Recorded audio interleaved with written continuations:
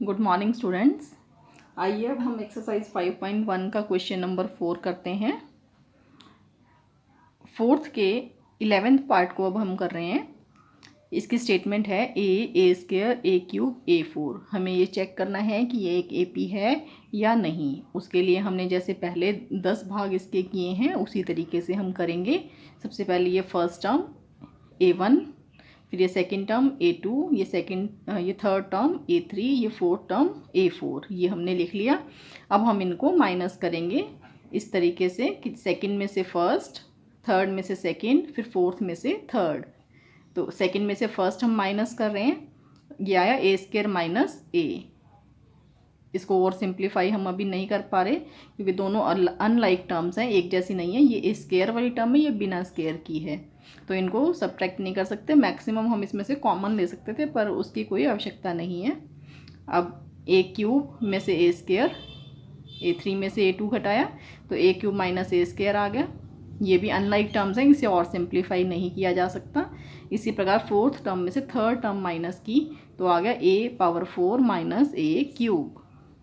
तो आप देख रहे हैं कि सभी में सारवंतर अलग अलग आ रहा है। ये अलग चीज़ है, ये अलग है, ये अलग है, तो तीनों अलग अलग आ रहे हैं। इसका मतलब सभी में जो अंतर है वो समान नहीं है। इसका मतलब ये एक एपी नहीं है।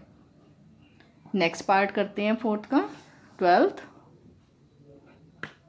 इसकी स्टेटमेंट है √2, √8, √18, √32। पहले हम इसे थोड़ा सा सिंप्लीफाई कर लेते हैं। ये √2 हो ऐसे कैसे, इसको √8 को हमने थोड़ा सिंप्लीफाई किया। किस तरीके से देखिए, √8 को हम क्या लिख सकते हैं, √2 गुना 2 गुना 2। तो 1 2 बाहर आ जाएगा, फिर ये क्या बन जाएगा 2√2। इसी प्रकार 18 को करेंगे, 3 3 9 दूनी 18, तो 1 3 बाहर आ जाएगा। और 32 को हम करेंगे तो 4 चौके 16 दूनी 32, तो 1 4 बाहर आ जाएगा। बिल्कुल इसी तरीके से जैसे हमने ये √8 को किया है। तो अब ये स्टेटमेंट इसमें बदल चुकी है, यानी इस स्टेटमेंट को ऐसे भी लिखा जा सकता है कि √2, 2√2, 3√2, 4√2। इसे हमने थोड़ा सिंप्लीफाई कर लिया। तो अब हमें दिख रहा है कि ये एक एपी है, लेकिन हमें इसे करके दिखाना है कि ये A1 फर्स्ट टर्म, फिर ये सेकंड टर्म A2, ये थर्ड टर्म A3 और ये फोर्थ टर्म A4 हमने मान ली। अब इन्हें माइनस करेंगे। सेकंड में से फर्स्ट टर्म माइनस की तो 2√2 में से √2 गए, 2 थे √2, अब 1 उसमें से माइनस हो गया तो क्या बच गया, 2 में से 1 गया 1√2। अब इसी तरीके से 3√2 में से 2√2, 3 वर्गमूल 2 में से 2 वर्गमूल 2 हमने घटाए तो ये आ गया वर्गमूल 2। 3 में से 2 गए 1। इसी प्रकार 4 में से 3 गए 1। तो टर्म्स हमने बिल्कुल उसी तरीके से माइनस की।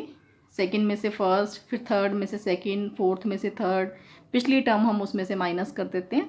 तो सभी में √2 आ रहा है, तो यानी सारवंतर समान है। तो इसका मतलब ये जो हमें सीरीज़ दे रखी थी ये एक एपी है। तो एपी है तो इसका मतलब डी की वैल्यू यहाँ पे कितनी आ रही है, देखो चेक करो, √2, तो यानी डी हो गया √2। अब हमें बाकी की 3 टर्म्स और निकालनी है, A5, A6, A7। तो A5 कैसे कैलकुलेट करेंगे, A5 के लिए इससे पिछले टर्म में डी जोड़ दीजिए। इससे पिछली टर्म क्या होगी, 5 से पहले 4, तो A4 में डी जोड़ेंगे। A4 कितना था, 4√2, उसमें √2 जोड़ दिया तो 4 और 1 5√2, 4√2 में 1√2 जोड़ दिया, 4 और 1 5 हो गए 5√2। तो 5√2 ये इस तरीके से नहीं था स्टेटमेंट के अंदर। वापस इस 5 को अंदर ले जाते हैं हम रूट के, तो 5 पंजे 25 अंदर हो जाएगा, 25 दूनी 50, तो वर्गमूल 50 इसे लिखेंगे। जिस तरीके से हमने शुरू में सिंप्लीफाई किया था बिल्कुल वही तरीका है कि ये 5 को वर्गमूल के अंदर ले जाएंगे। अब इसी तरीके से A6 ज्ञात करने के लिए इससे पिछली टर्म यानी A5 में डी जोड़ दें। तो A5 कितना आया, अभी किया था हमने 5 वर्गमूल 2, उसमें डी जोड़ दिया यानी वर्गमूल 2, तो 5 और 1 6 वर्गमूल 2। अब इस 6 को वर्गमूल के अंदर ले जाएंगे तो 6 2 बार हो जाएगा अंदर, 6 गुना 6 गुना 2, 6 6 36 दूनी 72। इसी प्रकार से A7 हमने ज्ञात कर लिया, वो क्या आएगा A6 प्लस डी।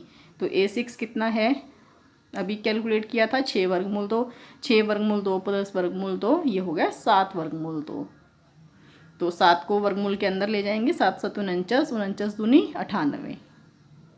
तो ये इसका 12th पार्ट था। अब 13th करते हैं।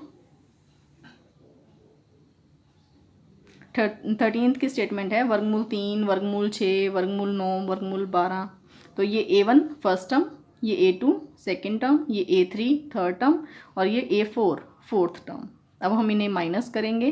सिंप्लीफाई ये हो नहीं रहा, इसमें कुछ भी, जैसे 6 है इसके टुकड़े बनाएंगे 2 3 6, कोई भी जोड़े अंदर नहीं बन रहे हैं इसके, तो इसलिए ये सिंप्लीफाई नहीं होगा।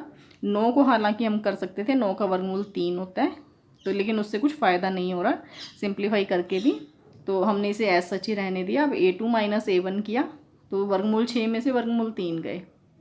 ऐसे ही 2 टर्म्स पेयर्स में घटा ली, तीसरी में से दूसरी टर्म, चौथी में से तीसरी, ये हमने घटा दी तीनों। तो यहाँ आप देख रहे हैं कि सारवंतर समान नहीं आ रहा है, इसका मतलब ये एक AP नहीं है। नेक्स्ट पार्ट, इसमें स्टेटमेंट दिए हमें 1 का स्क्वायर, 3 का स्क्वायर, 5 का स्क्वायर, 7 का स्क्वायर, डैश डैश डैश। ऐसे थोड़ा सा सिंप्लीफाई कर लिया। 1 का स्क्वायर यानी 1 गुना 1 1 ही होता है। 3 का स्क्वायर यानी 3 गुना 3 9, 5 गुना 5 25 और 7 गुना 7 49। थोड़ा सा सिंप्लीफाई कर लिया। अब ये फर्स्ट टर्म है A1, ये सेकेंड टर्म A2, ये थर्ड टर्म A3 और ये वाली फोर्थ टर्म A4। अब हम इन्हें सब्ट्रैक्ट करेंगे उसी तरीके से 2 2 करके, ताकि पता लगे कि इनका सारवंतर समान है या नहीं। तो A2 में से A1 घटाया, 9 में से 1 गया 8। फिर तीसरी में से दूसरी टर्म घटाई, 25 में से 9 गए 16। फिर चौथे में से तीसरी टर्म घटाई, 49 में से 25 गए 24।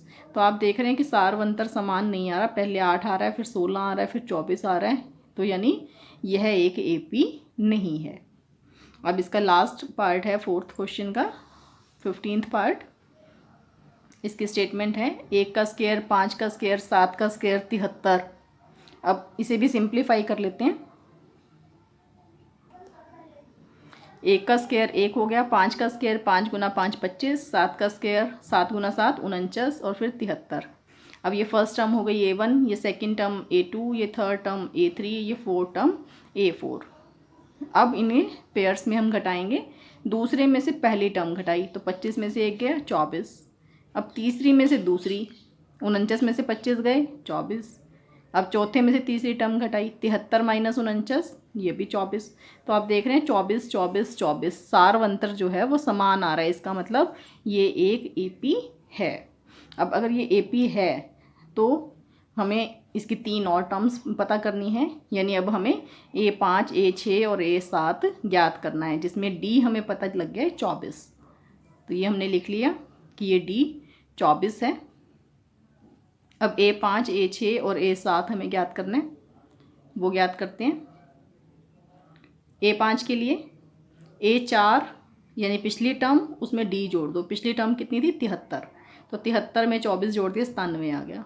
अब A6 करना है तो उसके लिए A6 से पहली टर्म, छठी से पहले क्या आता है 5वीं टर्म, तो 5वीं टर्म में D जोड़ दिया, यानी 97 आई थी 5वीं टर्म, उसमें 24 जोड़ दिया, ये आ गया 121। अब A7 तो उससे पिछली टर्म यानी A6 में D जोड़ दिया, तो ये 121 थी पिछली टर्म, और उसमें D यानी 24 हमने जोड़ दिया, तो 121 और 24 145। इसी के साथ आपकी ये वाली एक्सरसाइज कंप्लीट हो जाती है।